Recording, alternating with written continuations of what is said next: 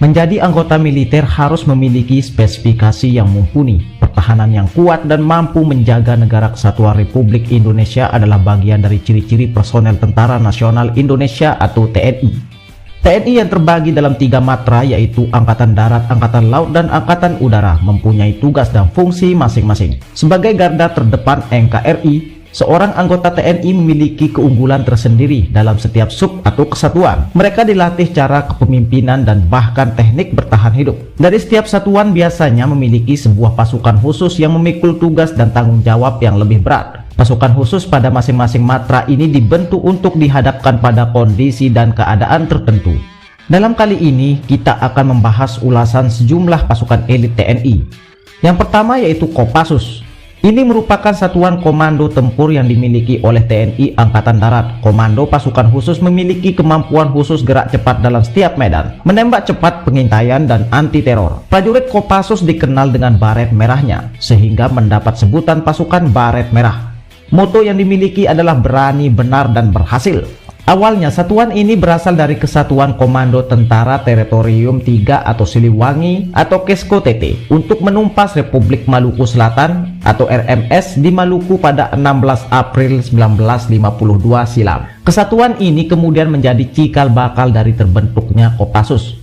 Sejak 25 Juni 1996, Kopassus memiliki 5 grup yaitu Grup 1 Para Komando berlokasi di Serang, Banten, Grup 2 Para Komando berlokasi di Kartasura, Jawa Tengah, dan Grup 3 Pusat Pendidikan Pasukan Khusus berlokasi di Batu Jajar, Jawa Barat. Sementara Grup 4 Sandi Yuda berlokasi di Cijantung, Jakarta Timur, dan Grup 5 Anti Teror berlokasi di Cijantung, Jakarta Timur juga. Berbagai operasi berhasil dilakukan oleh Kopassus seperti penumpasan DI-TII, operasi militer PRRI atau Permesta, operasi Trikora, operasi Dwi Kora, penumpasan G30 SPKI, Pepera di Irian Barat, operasi Seroja di Timur Timur. Selain itu juga berhasil melakukan operasi pembebasan sandera di Bandara Don Muang, Thailand, Moila, operasi GPK di Aceh, operasi pembebasan sandera di Mapenduma, operasi pembebasan sandera perompak Somalia, serta berbagai operasi militer lainnya.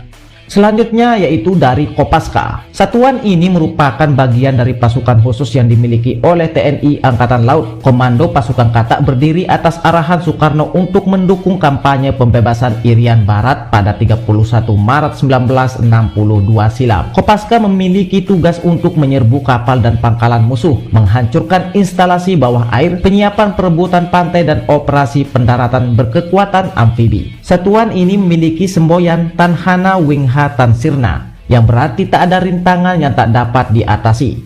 Saat ini Kopaska terbagi dalam 2 komando yang berada di ujung Surabaya dan satuan pasukan katak Armabar di Jakarta Utara. Kopaska telah berhasil melakukan operasi militer seperti pembebasan Papua Barat, operasi khusus Kikis Bajak, operasi khusus Lusitania Espresso, dan berbagai jenis operasi lainnya. Kemudian dari Denjaka. Satuan ini berdiri pada 4 November 1982 silam dengan nama pasukan khusus AL atau Pasusla. Awalnya dibentuk untuk menanggulangi ancaman aspek laut seperti terorisme, sabotase, dan ancaman lain. Perekrutan dari personel Batalion Intai Amfibi atau Yontai Viv dan Komando Pasukan Katak atau Kopaska yang dilatih beberapa aspek laut. Karena perkembangan pasukannya begitu mumpuni, pada 12 November 1984 terbentuk nama Detasemen Jala Mangkara atau Denjaka. Detasemen ini menjadi satuan anti teror di bawah komando pelaksana Korps Marinir untuk melaksanakan operasi anti sabotase, anti teror aspek laut, dan anti bajak pesawat udara, perang kota, hutan, pantai, laut, dan intelijen. Denjaka memiliki moto Satya Wira Dharma.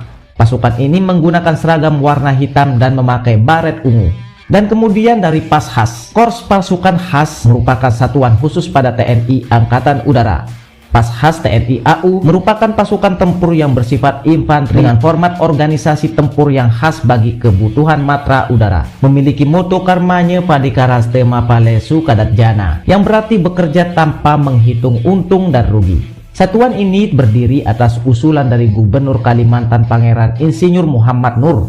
yang mengajukan permintaan kepada AURI agar mengirimkan pasukan payung ke Kalimantan untuk berbagai tugas pada 1947 silam. Maka pada 17 Oktober 1947, 13 orang dipersiapkan untuk terjun di kota Waringin. Mereka semuanya belum pernah mendapat pendidikan secara sempurna tentang terjun ini, kecuali teori dan latihan darat saja. Tanggal penerjunan ini kemudian dijadikan sebagai hari jadi Paskhas TNI AU. Operasi Kota Waringin ini menjadi catatan sejarah berbagai operasi pertama pasukan payung di Indonesia. Selanjutnya pada tahun 1952 dibentuk pasukan gerak cepat atau PGT sebagai pasukan yang berkualifikasi para penerjun payung militer dengan personil yang berasal terutama dari PPP. PGT berhasil meraih nama besar tersendiri dengan prestasi-prestasi penugasan tempurnya. Dalam tugasnya, Paskhas telah berhasil melakukan penumpasan RMS, DITII dan PRRI Permesta, Operasi Trekora, Operasi Dwi Kora, Operasi Seroja, Operasi Trisula, dan penumpasan PGRS Paraku, dan masih banyak lainnya. Selanjutnya dari Tontaipur, satuan peleton intai tempur termasuk dalam Komando Strategi Angkatan Darat atau Kostrat. Tontaipur dibentuk dengan tujuan untuk penumpasan tertentu dengan kualitas dan pasukan yang relatif kecil. Hal itu merupakan tujuan dari dibentuknya pasukan ini untuk bergerak cepat dan senyap. Tontaipur memiliki kemampuan 3 matra, yaitu anggotanya direkrut dari Kostrat. Berawal dari sebuah keinginan membentuk pasukannya lebih kecil dengan lebih efektif dalam hal penanganan, Letnan Jenderal TNI Ria Mirza Riacudu membuat pasukan ini. Tontaipur mampu melaksanakan operasi di rawa, laut, hutan, gunung, dan bahkan perkotaan. Selanjutnya Yontai 5. Batalion ini merupakan satuan khusus dalam Korps Marinir TNI Angkatan Laut. Terbentuknya satuan batalion intai amfibi diawali oleh perlunya data-data intelijen yang lengkap. Pada 13 Maret 1961 berdasarkan surat keputusan SK Komando KKO AL nomor 47-KKO-KKO-1961 tanggal 13 Maret 1961 tentang pembentukan KIPAM atau Komando Intai Para Amfibi. Tugas Yontai 5 adalah untuk membina dan menyediakan kekuatan amfibi maupun darat serta tugas operasi khusus dalam pelaksanaan operasi amfibi dan satuan tugas TNI Angkatan Laut. Memiliki semboyan Maya Netra Yamadipati yang bermakna bergerak dengan cepat, rahasia, dan mematikan dalam setiap pertempuran. Yontai 5 memakai baret ungu khas marinir. Namun, yang membedakan dengan marinir pada umumnya adalah menggunakan brevet Trimedia di samping pataka Korps Marinir. Berawal dari Taifib, nantinya akan dipilih dan diseleksi beberapa orang yang akan masuk ke dalam Denjaka bersama prajurit Kopaska.